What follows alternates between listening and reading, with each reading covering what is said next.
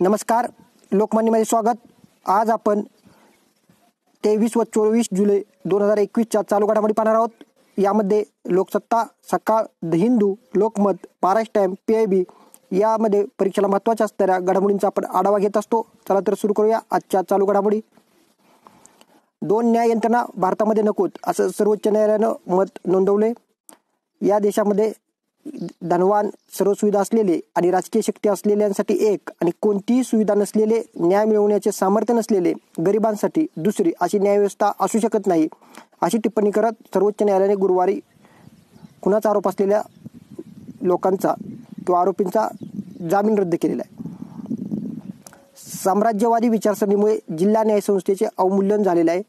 सत्यापाठी उभ्या राहणाऱ्या न्यायाधीशांना लक्ष्य बनवले जाते आणि नागरिकांच्या न्याय यंत्रणेवरील विश्वास टिकवण्यासाठी ही विचारसरणी बदलणे गरजेचे आहे, असे मत न्यायमूर्ती धनंजय चंद्रचूड व न्यायमूर्ती M.R. शाह यांच्या खंडपीठानं व्यक्त केलेलं आहे।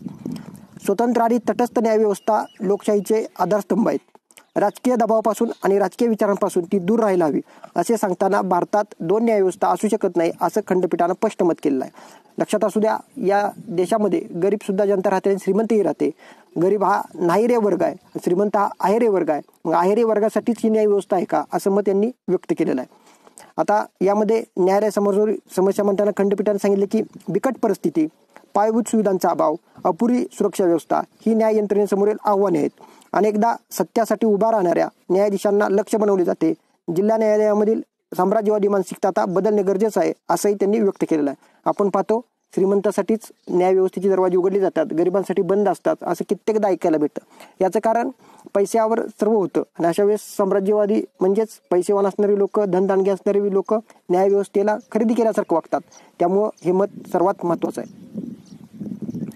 यानंतरची बातमी आहे, कोरोनामुळे 1 लाख मुलं अनाथ झालेले आहेत। लॅन्सेटचा अहवाल जो आहे त्यामध्ये प्रसिद्ध झालेला आहे। लॅन्सेट एक जर्नल आहे, त्या जर्नलमध्ये हा अभ्यास जो अहवाल पूर्ण आला, अभ्यासपूर्ण अहवाल, त्यामध्ये निरीक्षण आहे, कोरोनाच्या दुसऱ्या लाटेने अनेकांना आपले प्राण गमवावे लागले आणि त्यात कोणाचा मुलगा गेला तर कोणाचे वडील, कोणाचा भाऊ, कोणाची बहीण, कोणाची आई, एकूणच कोरोनाच्या या जीव घेण्या महासाथीने प्रत्येकाला दुःखाच्या खाईत लोटलेला आहे आणि यामध्ये भारतातील तब्बल 1 लाख लहान मुलं आहेत, त्यांना अनाथ व्हावं लागलं।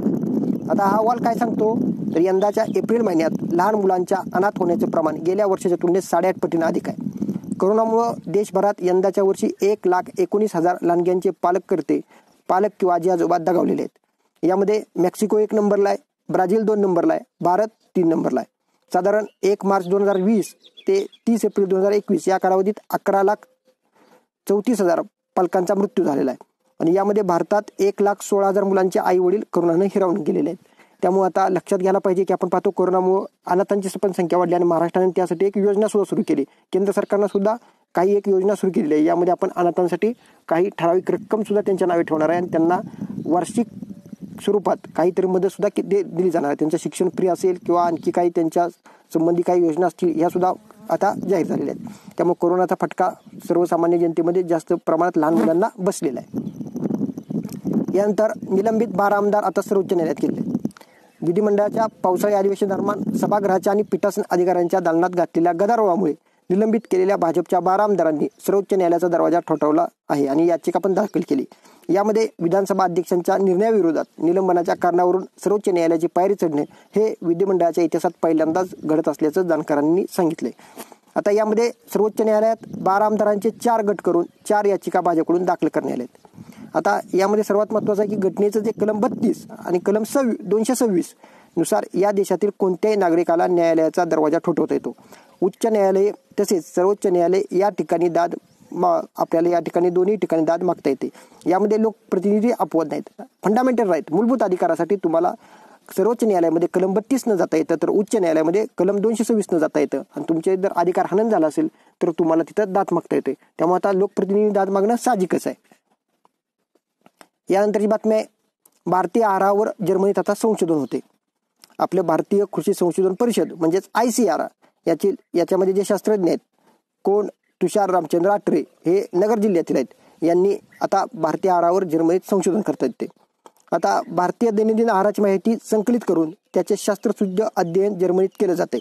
आहाराचे भविष्यकालीन धोरण आखता यावे यासाठी केंद्र सरकार व ICAR जर्मनीतील युनिव्हर्सिटी ऑफ पोट्सडॅम यांच्या सहकार्याने हे 3 वर्षापासून संशोधन सुरू आहे. या अध्ययनाची जबाबदारी कुणाकडे आहे? शास्त्रज्ञ तुषार रामचंद्र अत्रे, जे बाबुळगाव जिल्हा नगर यातील हे आपल्या महाराष्ट्रीयन आहेत आणि यांच्यावर जबाबदारी आहे. आता जबलपूर येथील जे agriculture technology application research institute जे अटारी येथे आहे आणि या अटारी संस्थेमध्ये ते कार्यरत आहेत. आता 2017 पासून आपण पाहतो हे संशोधन होते आणि यामध्ये युनिव्हर्सिटी ऑफ पोट्सडॅममध्ये ते PhD करतात आणि त्यासाठी त्यांनी हे आपलं संशोधन निवडलेलं आहे. यामध्ये त्यांनी देशातील 1,80,000 घरामध्ये आहाराची माहिती अभ्यासलेली आहे आणि यातून हे आता संशोधन उभं राहते. आता यामध्ये सर्वात महत्त्वाचं निरीक्षण काय काय आहेत तर भारतातील आहाराचे वर्गीकरण तांदूळ, गहू, कडधान्य, तेलबिया, दुग्धजन्य, जलजन्य आहार, पालेभाज्या, फळे आदी 11 प्रकारात आहेत. भारतीयांच्या आहारात डाळी, फळे आणि हिरव्या भाज्यांचा वापर कमीच आहे आणि त्याचबरोबर चांगले आरोग्य आणि पर्यावरणासाठी नागरिकांच्या सवयी आणि दैनंदिन आहारातील तोचपणा बदल होणे गरजेचं आहे. हे सर्वात महत्त्वाचं आहे की आता त्यांचं जे संशोधन आहे ते सर्वात महत्त्वाचं असणार आहे की आहार कसा असावा, कारण आहार सुद्धा तुमच्या आरोग्यासाठी महत्त्वाचा असतो. यानंतर 1ली ते 12वीच्या अभ्यासक्रमात कपात करण्यात आलेली आहे. कोरोनाच्या पार्श्वभूमीवर शाळा यंदाही ऑनलाईन भरलेल्या आहेत. यामुळे विद्यार्थ्यांना अभ्यासाचा अतिरिक्त ताण येऊ नये यासाठी गतवर्षीप्रमाणे यंदाही अभ्यासक्रमात 25% कपात करण्यात आलेली आहे. याबाबतचा तपशील राज्य शैक्षणिक व संशोधन परिषद यांच्या संकेतस्थळावर जाहीर झालेला आहे. कोरोनाच्या पार्श्वभूमीवर मार्च 2020 पासून सलग 2 वर्षे संपूर्ण राज्यातील सर्व शाळा कॉलेजे बंद ठेवण्यात आले आहेत. शाळा बंद असल्या तरी शिक्षण ऑनलाईन पद्धतीनं सुरू आहे आणि ऑनलाईन शिक्षणातील अडचणीमुळे गतवर्षी शालेय शिक्षण विभागानं 1ली ते 12वी अभ्यासक्रमात 25% कपात केलेली आहे. कोरोनाची दुसरी लाट आल्यामुळे यावर्षी शैक्षणिक वर्ष ऑनलाईन पद्धतीने सुद्धा सुरू झाले आणि ऑनलाईन पद्धतीने शिक्षण घेत असल्यामुळे अनेक शिक्षक संघटना, मुख्याध्यापक यांनी शिक्षण जे अभ्यासक्रम आहे त्या अभ्यासक्रमात 25% कपात करण्याची मागणी केली होती आणि राज्यात कोरोनामुळे निर्माण झालेल्या परिस्थितीमुळे विद्यार्थ्यांचे हित लक्षात घेऊन व शिक्षक व पालक संघटनेने ही मागणी केली होती आणि या मागणीचा विचार करून आता 1ली ते 12वीचा अभ्यासक्रम जो पाठ्यक्रम आपण त्याला म्हणतो 25% कमी केलेला आहे. कमी केलेल्या पाठ्यक्रमाची यादी राज्य शैक्षणिक व संशोधन परिषदेच्या संकेतस्थळावर सुद्धा उपलब्ध आहे आणि विशेष विद्यार्थ्यांच्या अभ्यासक्रमात सुद्धा यंदा कपात केली झाली. दिव्यांग विद्यार्थी आहेत त्यांचाही अभ्यासक्रम असतो त्यामध्ये सुद्धा आता काही कपात करण्यात आलेली आहे. यानंतरची बातमी आहे ऑपरेशन वर्षा 21 साठी जवान तैनात केलेले आहेत. आपण पाहतो पूरग्रस्त जे आहेत महाराष्ट्रामध्ये पूर आला होता त्यासाठी आता हवाई दलापाठोपाठ लष्कराने ऑपरेशन वर्षा 21 यासाठी महत्त्वाचं काम म्हणजे जवानांना सुद्धा तैनात केलेलं आहे. पुण्यातील 15 बचाव पथके कोकण व पश्चिम महाराष्ट्रातील पूरग्रस्त भागात तैनात करण्यात आले. यामध्ये पुण्यातील मिलिटरी स्टेशन औंध येथे जे आहे आणि बॉम्बे इंजिनिअरिंग ग्रुपची 15 पथकं रत्नागिरी, कोल्हापूर, सांगलीच्या पूरग्रस्त भागात पाठवण्यात आले. कारण पूरग्रस्तांची सुटका करणं हे सर्वात महत्त्वाचं नागरिक प्रशासनासमोर आव्हान असतं आणि आव्हाने काही अडचणी येतात ते तांत्रिक सहाय्य असतं ते करण्यासाठी काही अभियंते म्हणजेच इंजिनियर असतील किंवा वैद्यकीय अधिकारी असतील यांचाही पथकामध्ये यामध्ये समावेश आहे. महाराष्ट्रामध्ये केंद्र सरकारनं सुद्धा विशेषतः कोकण आणि पश्चिम महाराष्ट्रात पुराने थैमान घातलेल्या भागामध्ये NDRFची पथकं पाठवलेली आहेत. त्याचबरोबर हेलिकॉप्टर सुद्धा पाठवण्याची तयारी दर्शवलेली आहे. तेव्हा आता आपण पाहतोय काही नद्यांना जो पूर आला आहे, पाणी जास्त आहे, त्या संदर्भात आता ऑपरेशन वर्षा 21 राबवलं जाणार आहे. त्यानंतर नीती आयोग आणि ट्रायफेड भारतातील महत्त्वाकांक्षी जिल्ह्यातील आदिवासी भागात वनधन योजनेच्या यशस्वी अंमलबजावणीसाठी एकत्र आलेले आहेत. सर्वात महत्त्वाचं काय तर ट्रायफेड आणि नीती आयोगाने या दोघांनी काय केले, be vocal for local by tribal या नाऱ्याचा अनुसरून आत्मनिर्भर भारताच्या साठी पंतप्रधानांनी जे आव्हान केलं होतं त्याच्या धर्तीवर ट्रायफेड नीती आयोगानं निवडलेल्या महत्त्वाकांक्षी जिल्ह्यात वनधन योजना राबवण्यासाठी नीती आयोगाबरोबर सहकार्य करत आहे. 50%हून अधिक आदिवासी लोकसंख्या असलेल्या 41 महत्त्वाकांक्षी जिल्ह्यांपैकी 39 महत्त्वाकांक्षी जिल्ह्यांमध्ये वनधन विकास केंद्रांना मंजुरी मिळालेली आहे. ज्यात आंध्र प्रदेश, आसाम, छत्तीसगड, गुजरात, झारखंड, महाराष्ट्र, मणिपूर, मेघालय, मिझोराम, नागालँड, ओडिसा, तेलंगणा आणि त्रिपुरा या जिल्ह्यांचा समावेश आहे. आपण पाहतो जी आपण काही महत्त्वाकांक्षी जिल्ह्यांची योजना राबवली होती त्यामध्ये 39 महत्त्वाकांक्षी जिल्ह्यांमध्ये वनधन विकास योजना आहे. त्या संदर्भात हे महत्त्वाचं पाऊल आहे. यानंतरची बातमी आहे राष्ट्रीय ग्राम स्वराज अभियानांतर्गत नवीन पंचायतींची स्थापना करण्यात आलेली आहे. राष्ट्रीय ग्राम स्वराज अभियानांतर्गत आपण पाहतो पंचायत राज्य संस्थांच्या सक्षमीकरणासाठी सर्वात महत्त्वाचं 2018-19 पासून जी आपण योजना सुरू केली होती सर्व राज्य आणि केंद्रशासित प्रदेशामध्ये, यामध्ये पुनर्रचित राष्ट्रीय ग्राम स्वराज अभियान ही केंद्र सरकारकडून राबवली जाते. देशातील 117 आकांक्षी जिल्ह्यात ॲस्पिरेशनल डिस्ट्रिक्ट त्याला म्हणतो आकांक्षी जिल्हे यामध्ये अंत्योदय मोहिमेशी सुसंगत पद्धतीने आणि पंचायत राज्य संस्थांच्या बळकटीकरणास प्राधान्य देत शाश्वत विकास उद्दिष्ट साध्य करणे हे यामागचे ध्येय आहे।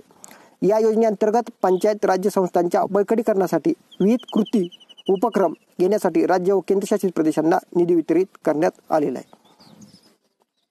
यानंतर बातमी आहे दुर्धर आजारासाठी आता केंद्र सरकारने एक धोरण आणलेलं आहे। दुर्धर आजारावरील राष्ट्रीय धोरण 2021 या धोरणाला अंतिम स्वरूप प्राप्त झालं असून हे आता सार्वजनिक प्रसिद्धीसाठी ठेवण्यात आलेलं आहे। एकात्मिक आणि सर्वकष प्रतिबंधक धोरणाचा अवलंब करून दुर्धर आजाराचा संसर्ग आणि फैलाव होण्याचे प्रमाण कमी करणे असे या धोरणाचं उद्दिष्ट आहे। उद्दिष्ट काय तर फैलाव आणि संसर्ग कमी करणं।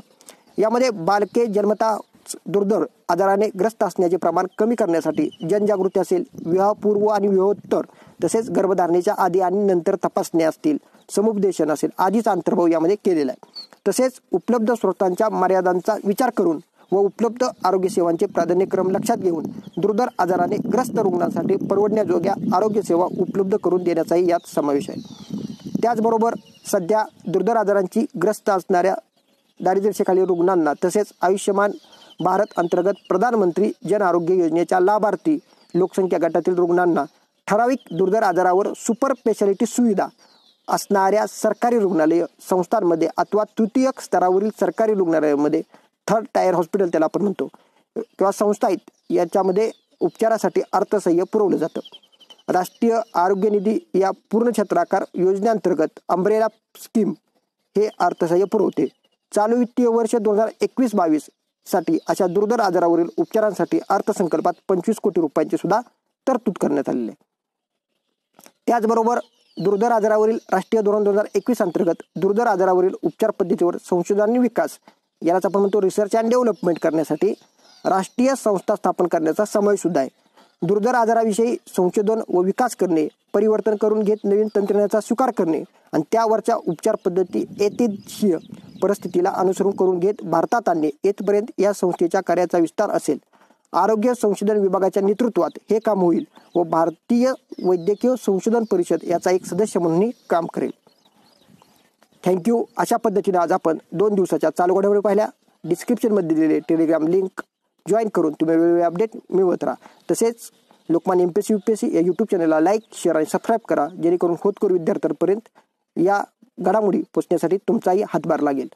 Thank you very much.